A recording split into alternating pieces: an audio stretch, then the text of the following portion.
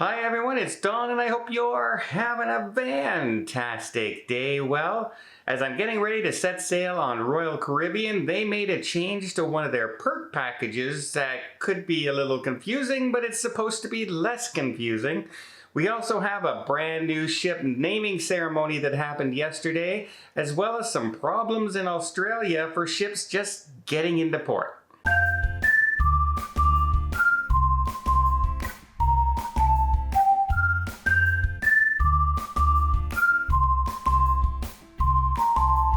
My first news story today, I just want to talk about Arnold because he stepped down as the CEO of Carnival a few months back, and now he is stepping down completely from the board of directors. So he's going to be leaving the Carnival Corporation altogether now, and I just want to say, it's kind of sad to see him going because he put in over 20 some years with Carnival in that position, and I think he did a pretty darn good job considering it became the largest cruise company in the world. So Arnold out there, yeah, you will be missed. Okay, problems in Australia, and it's not from COVID this time. In fact, the media who has been pumping up the fact that there are COVID cases on board, doesn't seem to be affecting the citizens whatsoever, because a lot of people are being interviewed and saying, yeah, well, they got protocols on board, like we have protocols here, everything's fine, we want the business. And so they're very happy to have these cruise ships back for the very first time. But one thing that is affecting them out there is the weather.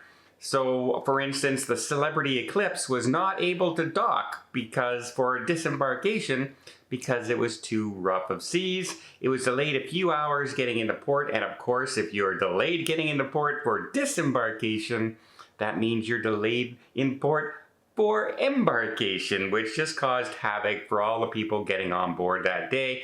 Not a fun situation whenever you're supposed to head to your cruise ship at 11 and you're told, yeah, you can head at 3. Then you have to find, what am I doing for 4 hours, right? It's not a fun situation. I've been in that situation many times. But it's also causing havoc, for instance, on the largest cruise ships sailing out there, the Ovation of the Seas. Winds are just too strong for some ports that it just cannot either tender or it cannot pull into the dock. There's certain, as maneuverable as these ships are, there are times when even the most maneuverable ships, it's just too dangerous. There's a wind tolerance that they're allowed to go in with. The gusts cannot gust above a certain amount, and there cannot be steady wind at a certain amount, and they will just call it off for safety reasons, which you completely can understand. But it can be disappointing that you miss a cruise port. Remember all the days heading over to Perfect Day at Coco Cay that people would miss going to shore because you used to have to tender and it was just too rough a seas. So I can understand, but yeah, a little bit of bad weather in Australia causing just a little bit of havoc. While we're on the topic of Royal Caribbean, they have confirmed they are no longer planning to go to China in 2023-2024. It's just too unstable right now as far as their opening plans. They're reopening. Their COVID policies are flipping and flopping and lockdowns, and they're constantly, that the cruise lines, at least Royal Caribbean anyway, has decided, you know what? Let's go to areas we know we can go to, and we can free up some of our most beautiful ships. Like the Spectrum of the Seas is only a few years old. I was on her in 2019.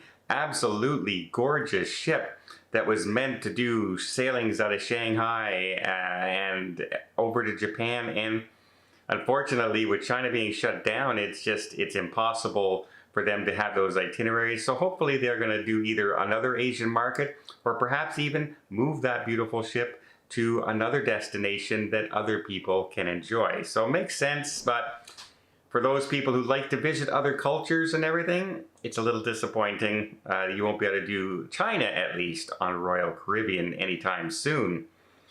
We also, in the Royal Caribbean family, have Celebrity, and they just had 3-time gold medal winner Simone Biles from the 2016 Olympic Games. She was the godmother now in the naming ceremony yesterday of the Celebrity Beyond as she finally came over to North America. She's been sailing over in the Mediterranean. I was on her in July. Absolutely beautiful ship. And as you know, she's captained by one of my favorite people and a person I call friend, Captain Kate.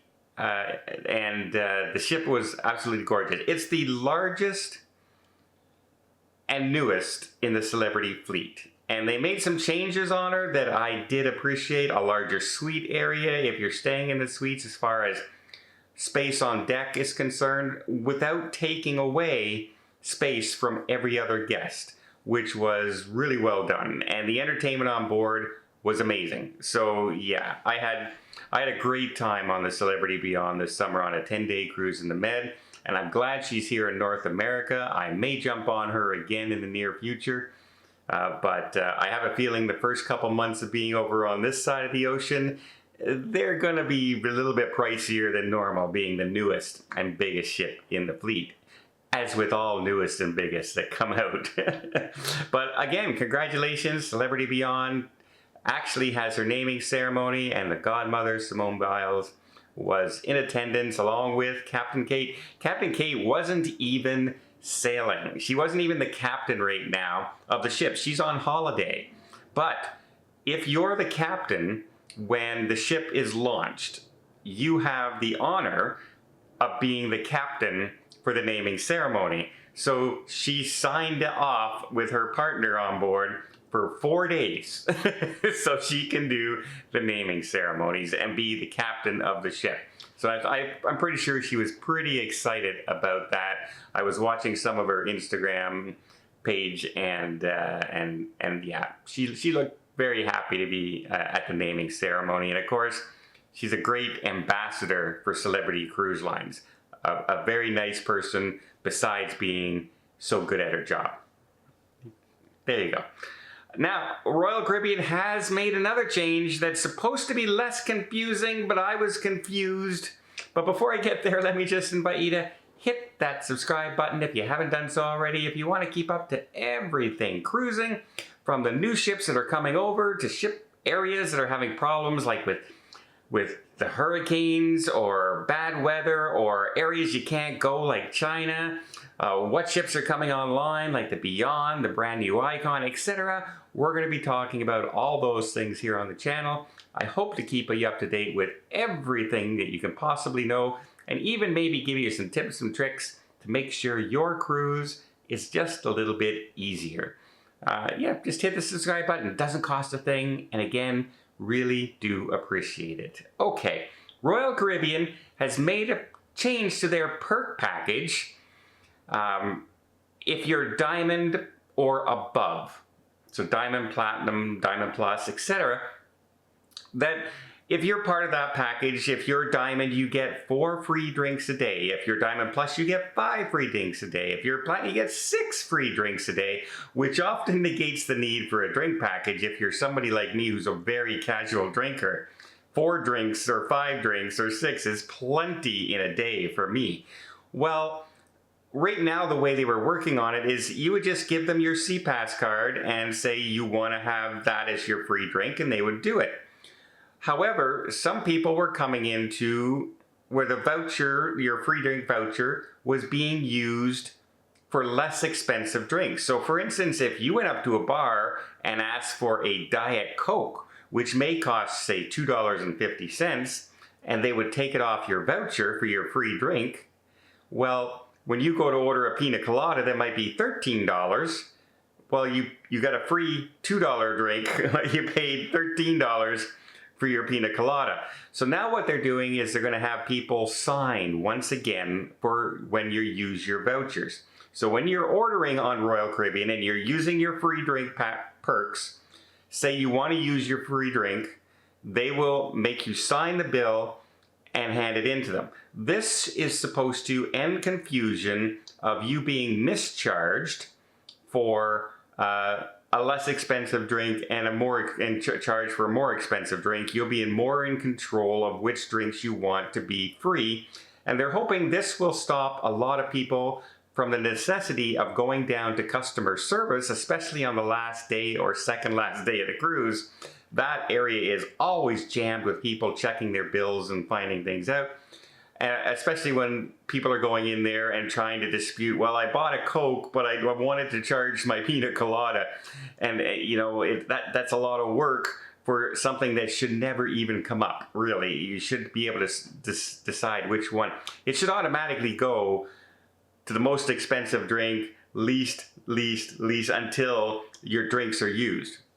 I think that would be an easy way to solve it. Then you wouldn't need to do it. Whenever I order a drink during the day, at the end of the day, the top 4 most expensive drinks taken off, and whatever the balance is, I pay.